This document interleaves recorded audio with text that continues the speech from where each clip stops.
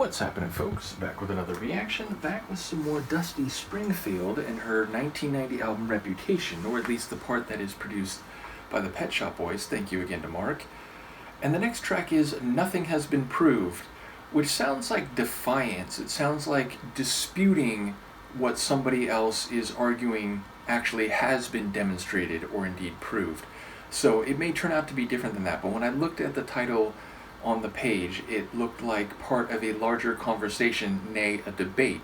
So yes, I do wonder what the proposition or truth claim is that has been not proved, or maybe it's an unreliable narrator. Maybe it has been demonstrated and proved, but there is resistance to whatever the implications of that might be. So let's see what I can pick up on a first listen. This is Dusty Springfield. The song is Nothing Has Been Proved, and it's from her 1990 album Reputation. I like that.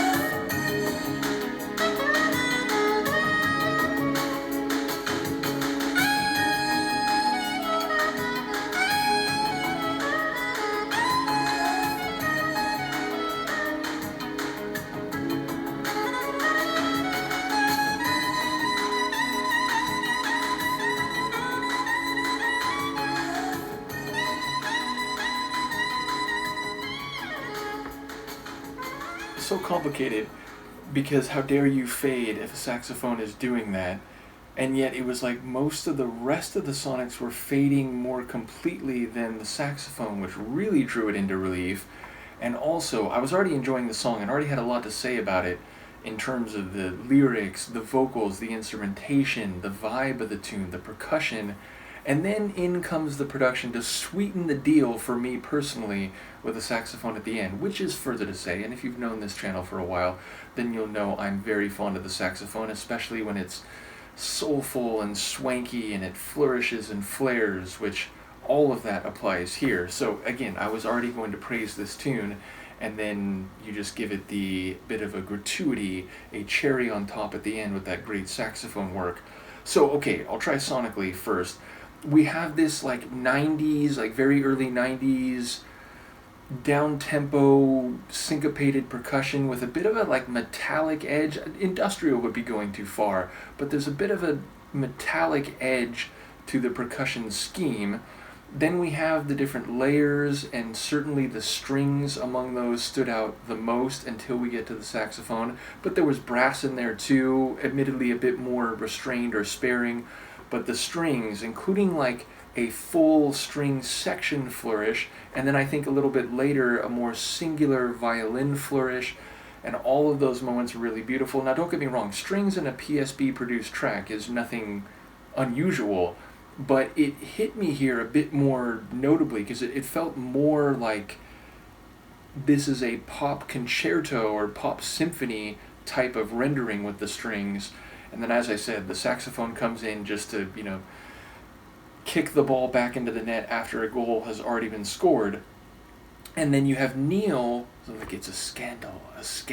And in fact, the way he did that, it reminded me a bit of Mark Allman. There was a bit of like a, the not menace, but there was a bit of a, stirring the pot kind of feel to the way he did that. And indeed, going into it, I'm thinking about the phrase and, maybe like the narrator's disputing that something's been proven. Turned out to be much more than that. It was like suddenly I'm listening to a version of Clue, the board game. So-and-so was here, and this person was talking to this person, and this person was doing this, and, we're getting like a court case playing out. And then suddenly we get almost like a Agatha Christie type development that everyone is carrying guilt in their hearts. It's like, oh, maybe this is something where, someone committed suicide or someone died and everyone might have contributed to it.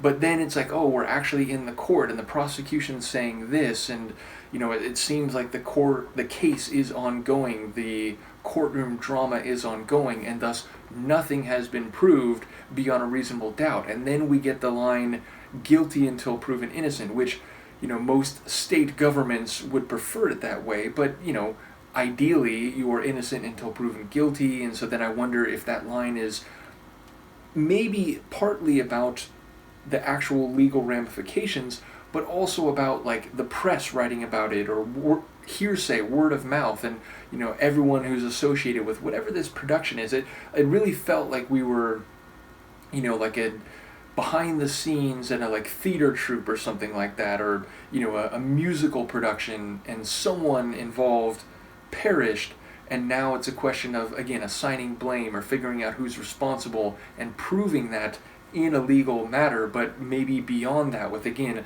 the music press or sensationalist tabloid media writing about it and so on. So it was like a real world. I didn't hear a clear definitive conclusion, nor can I remember all the names and exactly what they were doing, though I don't really think that was the point. It was more about like, there's a lot of moving pieces, there's a lot of difficulty in assessing who may have been most responsible, but again, the idea that like everyone there, or at least most people there, were carrying guilt in their hearts, and as they look around at each other, it felt like it may have been less about, even if it was, someone bashed someone on the back of the head with the candlestick in the library, it seemed like there was more context, and there may have been more leading up to what happened that everyone bears some responsibility for. So yeah, a real mystery of a tune, and I enjoyed trying to follow it.